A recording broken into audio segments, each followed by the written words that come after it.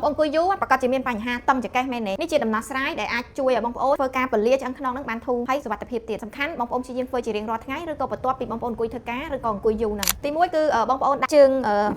ទល់គ្នានេះមកបើសិនជាបងប្អូនមានដុំគីឡូគឺយើងប្រើដៃកាន់ទាំងពីរទៅហើយគឺយើងព្យាយាមរុញចុះហើយបងប្អូនព្យាយាមដកឆ្អឹងខ្នងឡើងចាហើយបងប្អូនកុំភ្លេចពិធីនេះគឺយើងត្រូវការស្រូបដង្ហើមចូលចាហើយបងប្អូនទុករយៈពេល8 second ហើយបងប្អូនបន្ទូមកវិញអញ្ចឹងយើងធ្វើសារដើមទៅមករយៈពេល10ដង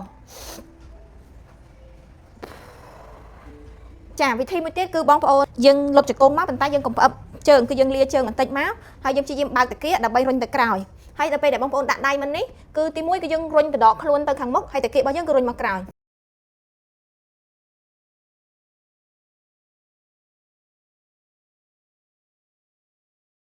គឺបងប្អូនដាក់ជើងមួយ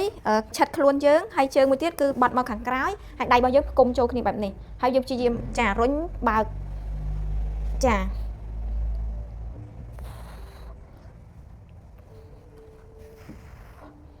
វិធីនេះគឺនៅពេលដែលបងប្អូនអង្គុយយូរគឺធ្វើឲ្យសាច់ដុំពួរខាងមុខនេះដែលនៅខាងក្នុងហ្នឹងគឺវាធ្វើមានការរួញតឹងអញ្ចឹងយើងធ្វើការពលាវាឡើងវិញចាវិធីចុងក្រោយគឺយើងគេងដាក់ខ្លួនយើងស្រប90ដឺក្រេមកហើយជើងយើងផ្អឹបនឹងជញ្ជាំងហើយជើងមួយទៀតគឺយើងលើកកែងកៅដូចគ្នា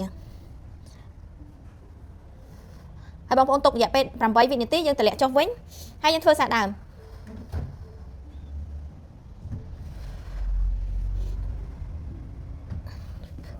បើសិនជាបងប្អូនអ្នកអង្គុយធ្វើការច្រើនហើយបងប្អូនមានទម្លាប់អាសាហាត់ប្រាណជារៀងរាល់ថ្ងៃបញ្ហាឈឺចង្កេះបងប្អូនគឺអត់មានទេមានដែរតែតិចតួចមែនទេអញ្ចឹងបងប្អូនកុំភ្លេចជ្រើសរើសការធ្វើចលនាឬក៏ធ្វើលំហាត់ប្រាណជារៀងរាល់ថ្ងៃអរគុណ